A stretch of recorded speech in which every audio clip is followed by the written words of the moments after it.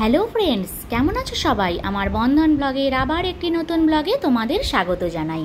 তো চলো, দেখতেই পাচ্ছো একেবারে ফ্ল্যাট থেকে বেরিয়েই আমরা উঠে পড়ছি গাড়িতে। আর নিশ্চয়ই বুঝতেই পেরেছো কোথাও একটা যাচ্ছি। হ্যাঁ গো, যাচ্ছি তারাপীঠে। তো অনেকগুলো দিন বাদেই কোথাও বেরোলাম। আর এত গরম পড়েছে যে এই গরমে কোথাও ঘুরতে যেতে পারবো বা যাচ্ছি, এটাই মানে ভাবাটাই অস্বাভাবিক। যে শুনছে সেই বলছে যে কেন গেলি এত গরমে। সত্যি গো, গরমে কোথাও ঠান্ডার জায়গায় গেলেই কিন্তু বেশ ভালো লাগে। গরমের জায়গায় গেলে তো একেবারেই ভালো লাগে না। আর বিশেষ করে গরমে যে যার ঘরটাই যেন স্বর্গ মনে হয়। সত্যি তাই, ঘরেতে থাকাটাই যেন বেশি ভালো লাগে। যদি ঠান্ডার কোথাও যাওয়া হয় তো খুব মজা, কিন্তু ঠান্ডার দেশে তো নয়, যাচ্ছি তারাপীঠে, মানে একই হয়তো ওয়েদার পাবো। কিন্তু বাইরে বেরিয়ে দেখছি প্রচণ্ড গরম। তো চলো, বেরিয়েই পড়লাম। একেবারে হঠাৎ করেই ঠিক হলো। আর হাজব্যান্ড তো ওই রকমই, হঠাৎ করেই ঠিক করে যে কোনো জিনিস, মানে এক্ষুনি বলবে তো এক্ষুনি বেরো। ব্যাস, না বেরোলেই রাগ, আর না বেরোলে আমারই লস, আমারই যাওয়া হয় না ওর সাথে। তো সেই জন্য খুব বিরক্ত লাগলেও মানে কিছুই বলতে পারি না, না বলেই বেরিয়ে পড়ি ওর সাথে, ঘোরা তো হয়। তো সেই জন্য দেখতেই পেলে একেবারে প্রথমেই বেরিয়ে পেট্রোল পাম্পে দাঁড়িয়ে ফুল ট্যাঙ্ক তেল ভরে নিলাম। আর এই যে তারপরেই ছুটছে গাড়ি। তো খুব সুন্দর লাগছে দেখতে রাস্তাটা, কিন্তু যেতে তো হবে অনেক দূর, মানে প্রায় 6 ঘন্টার জার্নি। তো চলো, অনেকটা দূরই যেতে হবে। যেতে যেতে এই যে চলে এলাম, একেবারে দেখতে দেখতে চলে এলাম বর্ধমানে। তো দেখতেই পাচ্ছ, ল্যাংচা মানেই তো বর্ধমানের কথাই মনে পড়ে সবার আগে। সত্যিই তাই, চারিদিকে শুধু ল্যাংচা, ল্যাংচা নিকেতন, ল্যাংচা ভবন, ওই মানে সমস্ত মানে স্পেলিংগুলো শুরু হয় শুধুই ল্যাংচা দিয়ে। তো তারপরেই একটা চায়ের দোকান দেখেই যদি দাঁড়িয়েছি শুধু চা খাবো বলে। তো যেহেতু বিকাল হয়ে গেছে, তো সেই জন্য একটু চায়ের দোকানেই দাঁড়ালাম। হ্যাঁ, অনেক দিন বাদে মাটির ভাঁড়ে চা খাবো, আর মাটির ভাঁড়ে চা খেতে বেশ ভালোই লাগে। ড্রাইভার তো আমার হাজব্যান্ড, দেখতেই পেয়েছো, তাকেও তো একটু রেস্ট দিতে হবে। সেই জন্য সবাই মিলেই একটু নেমে পড়লাম একটা চায়ের দোকান ছেড়ে দেখে। কিন্তু আমার মুখটা দেখে তোমরা নিশ্চয়ই বুঝতে পেরেছো চাটা আমার একেবারেই ভালো লাগেনি। হ্যাঁ গো, চাটা একদম পুরো গুড় গোলা ছিল, মানে মিষ্টিতে ভরা। আর আমি তো একেবারেই মিষ্টি পছন্দ করি না, আর মিষ্টি ছাড়াই চা খাই বাড়িতে। তো সেই জন্য একেবারেই পছন্দ হলো না চাটা। তারপরেই দাঁড়িয়েছিল পাশেই একটা ঘটি গরমের, সেটা থেকে রিমি কিছু কিনলো। রিমি আর আমার ছেলে, ওরা দুজনে চা খায়নি, তাই ওদের দুজনের জন্য একটু ঘটি গরম নিয়ে নিলাম। নিয়ে ওরা একটু দাঁড়িয়ে খেয়ে নিল বাইরেতে। তারপর খেয়ে টেয়ে একটু সবাই রেস্ট নিয়ে দাঁড়িয়ে জিরিয়ে আবার উঠে পড়লাম গাড়িতে।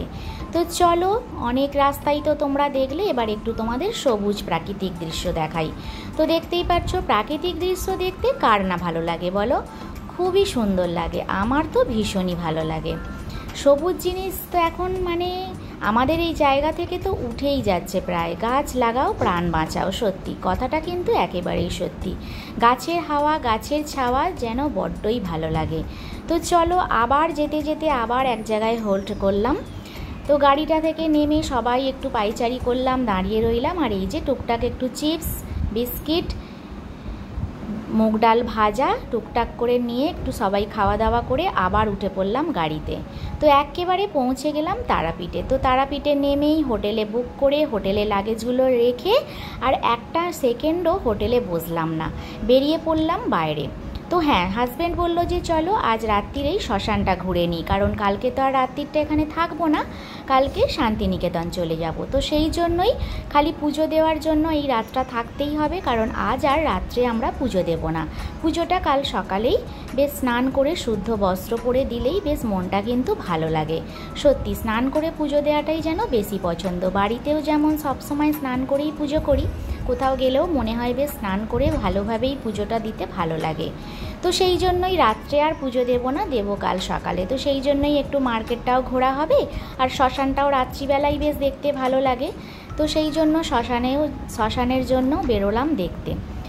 আর একেবারে রাত্রিরের ডিনার সেরে তারপর হোটেলে ফিরবো। তো চলো, অনেক দোকান চারিপাশে ভালোই ভিড় আছে। সত্যি এই সব জায়গাগুলো মানে কোনো সিজন লাগে না, সারা বছরই যেন সিজন। দীঘা, পুরী, তারাপীঠ এইসব জায়গায় যেন সারা বছরই মানুষজন ভিড় করে যায়। এত গরমে আমরা হয়তো ভাবছি যে বাবা এত গরমে যাব, হঠাৎ করেই ঠিক করলে, কিন্তু অনেক দিন থেকে পুজো দেওয়ারও ছিল, তো না গেলেই যেন ভালো হতো। কিন্তু এখানে এসে দেখছি এত মানুষের ভিড়, সত্যি আমরা যে গরমের জন্য আসবো না ভাবছি, তাহলে এরা কি, এরাও তো গরমেই এসেছে। তো চলো, চলে এসেছি মায়ের মন্দিরে। দেখতেই পাচ্ছ খুব সুন্দর ফুল দিয়ে গেটটা কিন্তু সাজানো আছে, আর জয় মা তারা বলে লেখা আছে। তো চলো উঠছি এখন। এইটা হলো নাট মন্দির, তারাপীঠের নাট মন্দির থেকেই আমরা আজ মায়ের দর্শন করব। যেহেতু সামনাসামনি তো যাবো না, আর আজকে আমরা পুজোও দেবো না, তো সেই জন্য নাট মন্দির থেকে এখানে মাকে দেখার একটা সুযোগ করে দেওয়ার। তো এখানে খুব সুন্দর একটা জায়গা আছে, যেরকম ঠিক আছে আমাদের দক্ষিণেশ্বরে। তো ওখানেও তো ঠিক নাট মন্দির থেকে দাঁড়ালেই মন্দিরে মায়ের মুখ দেখা যায়। যখনই কপাট খোলে বা যখনই লোকের ভিড়টা একটু কমে যায়, মায়ের মুখ দেখা যায়, আর সবাই মা মা করে চিৎকার করে। আর এখানেও সেই রকমই হচ্ছে, সবাই যেই একটু করে মায়ের মুখ দেখতে পাচ্ছে অমনি সবাই জয় তারা মা, জয় তারা মা করে চিৎকার করছে। তো চলো আর বক বক করবো না। আর এই দেখো, একে দেখে হাসবো না কাঁদবো। হাফ প্যান্ট পরে এসেছিলো, সেই জন্য হাফ প্যান্ট পরে তো এখানে অ্যালাউ নেই, তো সেই জন্য আমাদের হাজব্যান্ড এলো না, আমরা সবাই চলে এলাম। ও বললো আমি যাব না, তোমরা দেখে এসো।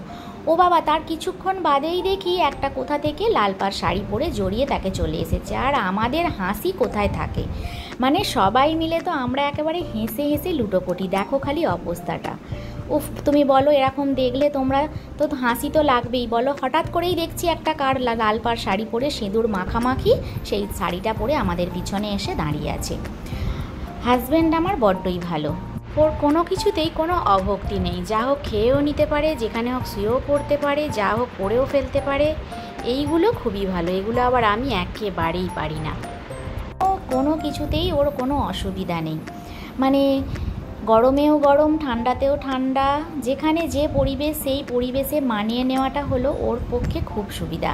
আমিও হয়তো সব জায়গায় সবটা ঠিক মানিয়ে নিতে পারি না কি ওর মতো করে, কিন্তু ও আবার যে কোনো পরিবেশে যে কোনো পরিস্থিতিতেই খুব সুন্দর করে সবটা মানিয়ে নিতে পারে। ও গরম গরম চিলি চিকেন আর মিক্সড ফ্রায়েড রাইস খেলাম, আর হাজব্যান্ড খেলো একটু রুটি দিয়ে চিলি চিকেন। তো চলো, ও আর রাইস খেলো না, খেয়ে আমরা চলে এলাম হোটেলের দিকেই যাচ্ছিলাম। দেখলাম একটা আইসক্রিমের দোকান, কেক আইসক্রিম সমস্ত কিছুই আছে, তো সেখানেই দাঁড়িয়ে একটু আইসক্রিম খেয়ে নিলাম। আর গরমে আইসক্রিম খেতে কার না ভালো লাগে বলো, কত যে আইসক্রিম খাওয়া হয়েছে সারা দিনের মধ্যে। বাইরে এসে নো ডায়েট, শুধুই খাওয়া দাওয়া। তো আইসক্রিম খেয়ে এইবার যাচ্ছি আমরা হোটেলের উদ্দেশ্যে। তো দেখতেই পাচ্ছ আই লাভ তারাপীঠ লেখা আছে। তো তারাপীঠের এটা কিন্তু লাইটটা কেটে গেছে মনে হচ্ছে, তাই এটা বড্ডই আবছা লাগছে। তো চলো, আজকে আর বেশি বক বক করবো না, কারণ আজকে তাড়াতাড়ি একটু সকাল সকালই শুয়ে পড়বো, কারণ কাল খুব ভোর ভোর উঠতে হবে, উঠে পুজো দিতে যাব। তো চলো, দেখতেই পাচ্ছ রাত্রিরে তো গিয়ে হোটেলে একেবারেই শুয়ে পড়েছিলাম, তাই কোনো কিছুই আর খুব টায়ার্ডও ছিলাম। সারাদিন একেবারে 6 ঘন্টা জার্নি করে এসেছি, তো সেই জন্য খুবই টায়ার্ড লাগছিলো, তাই আর কোনো কিছুই তোমাদের সাথে শেয়ার করা হয়নি হোটেলে। তো একেবারে ভোর ভোর উঠেই চলে এসেছি একটা দোকানে, আর এই যে এখানে হাজব্যান্ড আমাদের সকলের নাম গোত্র সব লিখে দিচ্ছে। এবার আমরা পুজো দিতে যাব। তো চলো আমাদের সাথে, তোমরাও চলো। মন্দিরে তো ঢুকে তোমাদের ভিতরে হয়তো মাকে তো শেয়ার করতে পারবো না, কিন্তু যতটা পারবো ততটাই শেয়ার করার চেষ্টা করব। তো চলো, ফুল মালা কাপড় সব কিছুই দিয়ে পুজো দেব। পুজোটা দিয়ে দিই, তারপর তো আছে অনেক কিছুই দেখার, কিন্তু আজ এইখানেই ভিডিওটা শেষ করে দিতে হবে, কারণ এর পরের দিন নয় যদিও, আজ পুজো দিয়ে এখানে টিফিনটা খেয়েই বেরিয়ে পড়বো সোনাঝুরির উদ্দেশ্যে। হ্যাঁ গো, অনেক দিনের অনেক ইচ্ছা ছিল যে সোনাঝুরি হাটে যাব। এসেছি তারাপীঠে বহুবার, কিন্তু সোনাঝুরি হাটে যাওয়া হয়নি কোনো দিনই, শুধু শান্তিনিকেতন ঘুরেই বাড়ি চলে গেছি। কিন্তু এবছর একেবারে বলেই এসেছি যে এবছর সোনাঝুরি হাটে কিন্তু নিয়ে যেতে হবে। তো সেই জন্য সবাই বলল যে ঠিক আছে, এখানে পুজোটা দিয়ে টিফিনটা সেরে তারপর বেরিয়ে পড়বো। তারপর খানিকটা আবার যেতে সময় লাগবে শান্তিনিকেতন, ওখানে গিয়ে আবার একটা হোটেল নেব, ওখানে গিয়ে থাকবো, থেকে আজকের দিনটা সোনাঝুরি হাটে ঘুরে তারপর রাত্রিটা থেকে পরের দিনে বাড়ি যাব। তো দেখাই যাক কী হয়। প্রচণ্ড গরম এখানে, প্রচণ্ড গরম গো, মনে হচ্ছে আমাদের ওখানের থেকেও এখানে গরমটা একটু বেশিই আছে। আর এত লোকের ভিড়, মানুষজন ভিড় করেছে, ধূপ ধুনোর গন্ধ, বাতি, মানে এত কিছু, মানে লোকজনের এতে যেন আরও যেন ভেপসে যাচ্ছি, প্রচুর গরম। মানে এসি কোনো কাজই হচ্ছে না। রুমের এসিটা তবু তো ভালো লাগছে, বেশ ঘরে ঢুকলে বেশ মনটা হচ্ছে বেশ ভালোই লাগছে, কিন্তু বেরোলেই আগুন। আর গাড়িতে তো গাড়ির এসি কোনো কাজই হচ্ছে না।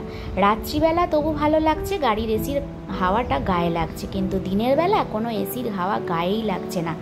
আর আমি তো যা ভীষণ ঘামি, তোমরা তো সেটা সকলেই জানো, আমার ঘাম কিন্তু এসি শুকোতেই পারছে না। তো কী আর করা যাবে, দেখা যাক। এসেছি যখন মায়ের পুজো তো না দিয়ে যাব না। চারিদিকে শুধু লাইন আর লাইন, দেখো 100 টাকা থেকে শুরু হয়েছে লাইন, 100 টাকার লাইন, ফ্রিয়ের লাইন, 200 টাকার লাইন, 300 টাকার লাইন, 500 টাকার লাইন, খালি টাকা টাকা চারিদিকে। সত্যি এখন এই মন্দিরগুলো যা হয়েছে না, খালি চারিদিকে টাকার খেলা। টাকা দিলেই তুমি একটু তাড়াতাড়ি যেতে পারবে, আর না হলে সারা দিন লাইনেই দাঁড়িয়ে থাকো। তো চলো, অনেক তো বকবক করলাম, এবার পুজোটা ভালোভাবে দিয়ে দিই, তারপর আবার আসছি তোমাদের কাছে।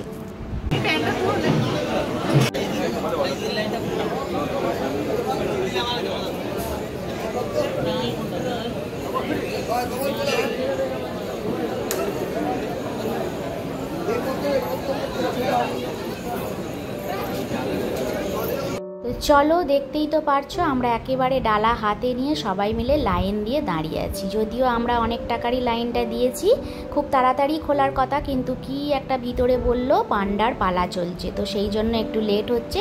এখন পুরো মায়ের মন্দিরের কপাট বন্ধ। চলো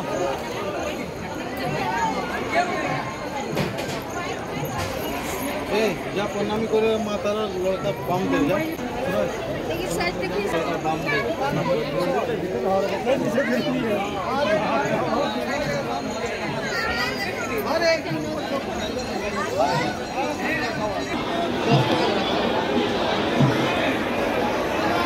ধূপকাঠি বাইরে, মাসিমা ধূপকাঠি বাইরে, ধূপকাঠি বাইরে।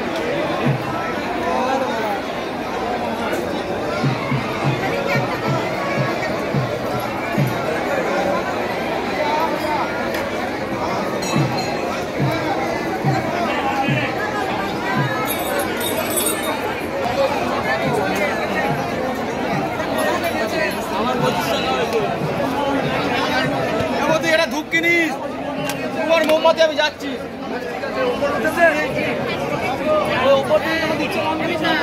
উফ বাবা, এবারে কিন্তু মনটা খুব শান্তি লাগছে জানো তো, কেন একেবারে ভোর ভোর এসেছি, স্নান করে শুদ্ধ বস্ত্রে শুদ্ধ মনে ভালোভাবে পুজোটা দেওয়া হয়েছে।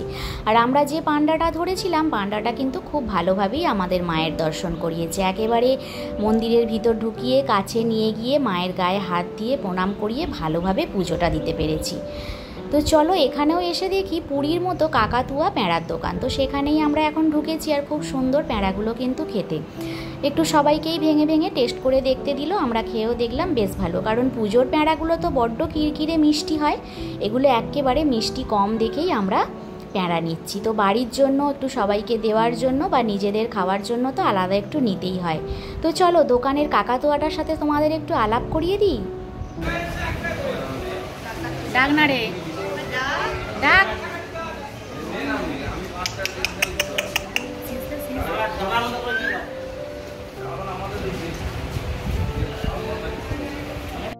তো চলো, কাকাতুয়া দেখলে, মিষ্টিও দেখলে, সবটাই দেখলে তোমরা। আর এই যে একেবারে চলে গিয়েছিলাম আমরা হোটেলে, কারণ এই যে ওরা তো বাপ বেটা দুজনেই পাঞ্জাবি পরে পুজো দিয়েছিল, সেই জন্য পাঞ্জাবি পরে প্রচুর গরম হচ্ছে, তো সেই জন্য আর ওই অবস্থায় খেতে ঢুকলো না। বললো যে না, হোটেলে যাই, হোটেলে গিয়ে পুজো টুজোগুলো রেখে আসি, তারপর এসে পাঞ্জাবিটা ছেড়ে আবার ওরা ওদের মতো করে হাফ প্যান্ট আর গেঞ্জি পরে চলে এলো। তো সেই জন্যই এবার একটু হোটেল খুঁজছি, হোটেল দেখে একটা ঢুকে পড়বো। এই দেখো, এইখানেই দেখলাম বেশ ধোসা ধোসা করে খুব চেঁচাচ্ছে, তো সেই জন্যই ঢুকে পড়লাম।